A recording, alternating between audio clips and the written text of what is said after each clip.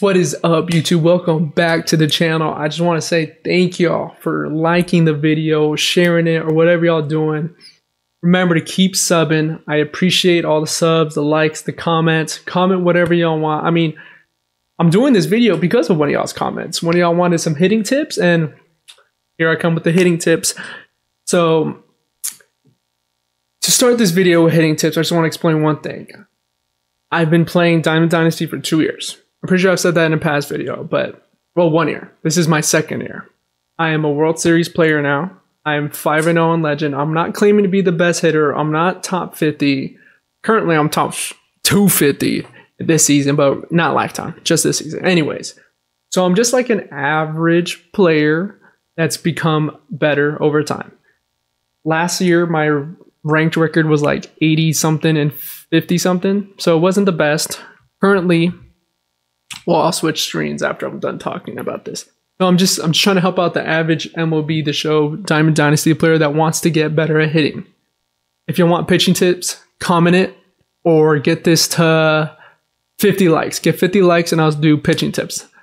I'm not the best pitcher, but I know I'm World Series, 5-0 in Legend. Like, I'm doing something right, you know? So I'm gonna just show you my methods and hopefully you could change them up, fix them to how y'all want to do things. But let me show y'all my record. I mean, not the best, but I'm 64-16, 5-0 in Legend this season. These were my first World Series games that I was on World Series. Like, I played up to other people World Series, but these were my first World Series games. So I'm 5-0 in Legend this season. I feel confident. I'm scoring around 8 to 12 runs a game on Legend now. I'm very confident in my swing. I'm very confident on my timing and PCI placement. And it's due to what I'm going to explain in this video. So to start off, we're going to start off with hardware, accessories, etc. The first key is, if you don't have a monitor and you're using a regular TV or old TV, buy a monitor. Ask your mom for a monitor. Ask for it for your birthday. Ask for it for your Christmas. Whatever you're going to do, get a monitor. I highly recommend it. I've been using a monitor for video games since Fortnite came out, and it's night and day difference, and you will see. I recommend 120 Hertz and a 1080p or 4K monitor. I don't know specs that much. I can't nerd out on y'all. Just look up like 120 Hertz, or I'm gonna put a link in the bio. I'm gonna put a link to an article that shows when I put out, and then the article explains the best monitors to use for MLB The Show. You don't got to spend a whole bunch of money. It has cheap options also. It's the same thing. You can spend 100 or 500 bucks. You're going to get 120 Hertz for this game. Other games, require more. But MLB The Show is just 120 Hertz, all right? Besides a monitor, you're going to want a wired controller. The Power A Spectre. There's also a Power A Fusion that costs a little bit more. You can map your buttons out, this and that. You just need a wired controller. I recommend this one. It's only 30 to 40 bucks on Amazon or your local Best Buy. That's where I got mine. I recommend it for wired controllers. Why you want one? It's due to the communication from the controller to the system is quicker instead of it being Bluetooth like wireless or whatnot. For the PS5, I do recommend the Dual Sense Edge due to you could change the dead zones and how fast you want these to move. So I could explain more about dead zones and all that, what I use for the PS5, even though I use mainly Xbox now, but that could be a different video. I just want to go into regular hitting tips, accessories, like real quick. All right. And then now the next part is going to be Xbox versus PS5. I have both. I do have a Series S. It's not a Series X, so I can't really talk about the Series X much, but it would be better than the Series S because the Series S is the tier below the X. I think it's a night and day difference. I've been playing PS5. I played last year Diamond Dynasty PS5. This is my first Xbox, and I literally got it like 3 weeks ago. I highly recommend using Xbox for MLB The Show. Due to, for some reasons, the ball looks a little slower, and the input lag from wired controller compared to the PS5 is a huge difference. You have like point something more seconds to react on this than the PS5. So when I press A, it's gonna like almost instantly swing the bat. When I press X on PS5, it's gonna be like a little delayed. So maybe that's why I think the ball looks a little slower, because right when I press it, it just swings. So I'm used to I was used to the delay on PS5, but now on Xbox, the fastball just seems so much slower. I used to struggle hitting a 102 mile per hour with Outlier. Of course, I mean, who doesn't struggle against Outlier up high in the zones or whatnot? But now I don't have to focus just on the fastball. I could focus on, I could react to it. I mean, of course, you gotta, guess what he's gonna pitch, try to look at his tendencies, which we'll go into that later. But it's easier to react to the fastball now. If I need to foul it off because I wasn't sitting it, then I could foul it off. I used to just strike out on it. So I do recommend the Xbox due to that. And then other accessories will be Control Freaks or this other, I'm about to use the SetTix grip. This is my first time using it. So Control Freaks help with grip of the analog stick. Sometimes your fingers slip if you're sweating, or it just helps with grip out. You can control the analog stick more. It's not a mouse. This analog stick is just easier to control with Control Freaks, and I recommend it. I recommend the mid-rise. This is the Control Freak mid-rise one. I recommend the mid-rise for hitting because it's just more comfortable that way. You can control it a little bit more. And also I use precision rings, which I'm going to show y'all my PS5 one. I used the hard difficulty precision rings. I don't know if you can see it right under the Control Freak. It's that black ring under it. The hard difficulty is black, the medium's purple, and the easy is green. I recommend just going straight to the black precision ring due to it will feel hard at first. I admit it was hard at first when I was using it. You could barely move your analog stick, but once it settles in and once you break it in, it's easier to move. As you can see, I have one on my Xbox, and I'm going to show y'all my PCI movement. It's smoother, and you're not going to be slamming your PCI as much. So I recommend precision rings and Control Freaks also. And then now we're just going to go into little timing aspects and whatnot, and the practice mode and the reps, which is, I think it's 50-50. The hardware does have an advantage. Having a monitor is a huge advantage. Having Xbox also kind of a huge advantage, but so we're just going to go into some sliders and rosters I use for practice mode. Since practice mode, you can only use current rosters unless you download a roster. And I'm going to put the name of the roster I used up there, up on the screen. You're just going to go into, we'll go to create, you're going to go into vaults, then you're going to go to search, and you're going to search that online ID. You'll be able to download the roster, and then all you have to do is load the roster up. Saved rosters, batting practice June 10th, which you will find with looking up that name. And then we're also going to load sliders. We have these sliders that have CPU's fastball a little bit faster. I'm going to show you right here. For sliders, we're going to go down. And then as you see right there, fastball pitch speed. So whenever I'm in this practice mode, the fastball pitch speed is going to be a little faster than what it is on that difficulty, which I personally like.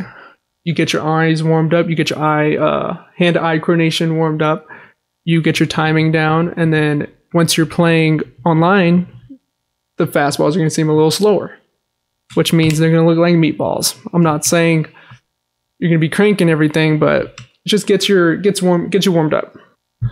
All right, so from here we're going to go to custom practice. Also for those rosters, you want to practice with the legends you use, so you won't be able to use Mickey Mantle on the current Yankees. Oh, by the way, you do want to use the Yankees for your hitting team, and then you want the Boston Red Sox to pitch to you on those rosters. You have Hank Aaron here. You have Chipper Jones. We're gonna use Chipper. No, we'll use Mantle for this video. What I recommend is, since I do have those fastballs speeds higher, I like to have a pitcher that has a fastball and a sinker. So we're gonna use Evan Phillips from the Dodgers. So we're gonna put these down, and we just want fastball and sinkers. So we're just gonna put those up. We're going to fill out only the strike zone. We don't want to test our eye right now. For me, I always just like to practice hitting the ball. My eye, you just gain an eye by playing the game, getting more reps. You know what's a ball, you know what's a strike, and it's just reps for the eye. In my opinion, I just like swinging here and getting my hand-eye coordination ready for PCI movement, get the PCI on the ball, and then get timing done. So right here, all we want right now, because it's going to be fast. If you usually play on All-Star and Ranked, I recommend going on Hall of Fame difficulty. Right now, for me, I have Legend since I'm a World Series player. So right here, we just want to get your PCI ready. You want to get your PCI on the ball. and then worry about timing after the fact. So right here, we got a PCI on the ball. And then we're just going to do it one more time. And then I'm going to go tuck into the other aspects of this. Oh, look, I went under it. So work on PCI first. Like I dropped my PCI. I'm a World Series player, but I still be dropping my PCI if it's down the middle. You know, I don't know why we do that, but so after PCI placement, you want timing. What I recommend is getting like a couple perfects and then move on to the next aspect. But right here, I want to talk about PCI placement and anchoring. I like to anchor up high. It's kind of a habit now. Due to the PS5, I would always be late on fastballs up high. So I used to anchor up high and then like sit like kind of wherever the pitcher is pitching me, wherever my opponent is pitching me. Every pitcher has tendencies. Every person you face has tendencies. They usually like hitting that cutter, that backdoor cutter. They like pitching high fastballs, or they like pitching fastballs in, or sliders in, or sinkers away. You just got to find their tendency, and then I like to sit on that. If they're pitching me cutters backdoor, I'm going to just sit right here, but I'm still anchor up, just in case. I like to catch. It's easier to catch up with that anchor, because I could just let go. Look, I just let go, and it goes right back up. I mean, I don't let go, but I just like, it's kind of like, it's like in my conscious now. It's in the back of my mind that I'm anchoring up. It'll be easier to go up. So it's just a habit now, anchoring up. If you struggle hitting an inside right here, or let's just say, like, we're going to switch to a righty. Let's say you struggle hitting that inside sinker, which a lot of people do. I am one of those. I used to, actually.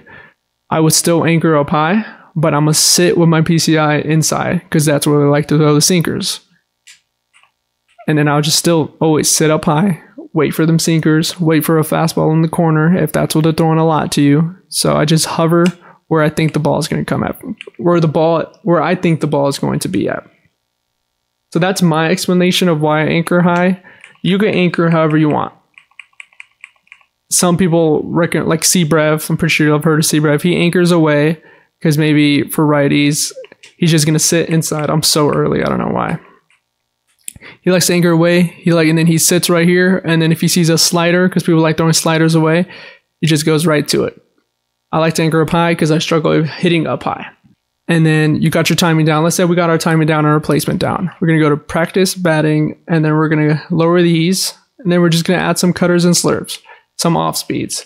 Other pitchers are going to have a changeup or whatever. So you're still seeing those fastballs and sinkers really fast. But now you got to get used to a slurve coming at you. Look at that. I mean, I'm not really focused, but look how fast I swung.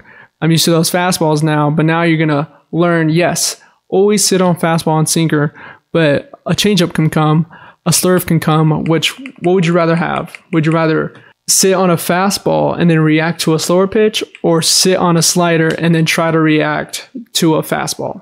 You're not going to be able to react to a fastball. It's a fastball for a reason. It's a sinker for a reason. They're going to be fast. They're going to move a little bit. You want to always sit fastball, sinker, and then react to the rest. And then, of course, with reps, you're going to be able to tell if it's a slider, if it's a slurve, if it's a changeup, if it's a fastball or sinker coming at you quicker. You'll be able to tell once you get more reps in, once you get more practice in. And then if you don't want to even practice, do practice mode like I do. I usually do this before a ranked game usually. Not every ranked game, but just to start out the day, get my hands going, get my brain going. You can always practice on events. Events is all-star difficulty. Your record doesn't really ever matter.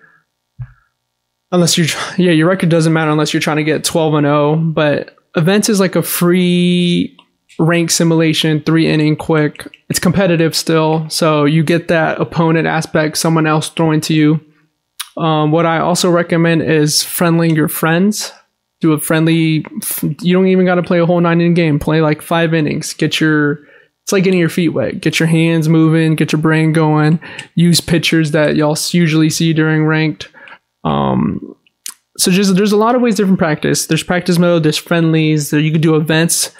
What I recommend, if you're not trying to ruin your record, which your record doesn't really matter, you just want to keep improving. The only way to improve is to play ranked if you're like on a Hall of Fame skill level. If you're still on an all-star level, you can play on events. That's all-star. And like the only difference between the events and ranked, if you're on an all-star difficulty still, I mean, you're just going to see more pitchers in events due to the little limits or the boundaries they have per each event. You can only use this pitcher, you can only use this pitcher. I mean, Moonshot doesn't help you batting.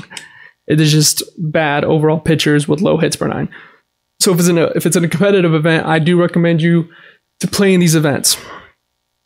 Okay, so now we're done with mainly the practice modes and what to do, timing, PCI placement, and all that. Now it's just like the habits or little ticks you do. You see my PCI, I always just go around in a circle, then right before the pitch, I'll stop. Right when you see him about to pitch, I just stop. Other people do different things. They go all the way around, like all the way around, or they just go... They follow the pitcher movement, which I don't really like to do. Like right here, they just move around a little bit. And then they follow the pitcher movement and whatnot.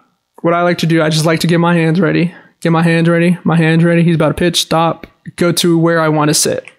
My anchor's up here. If he's throwing inside sinkers, which if there's a sinker and it's a righty, I'm always going to sit right here no matter what. And then I'm just react to the rest. Cutter, I'll go up and get it. Slider away, I'll go down and get it. But I'm sitting sinker, fastball most of the time inside. And then for what I look at when the pitcher's about to throw the ball, always look at the hand. Follow the hand back. Always try to get an eye on the ball right away.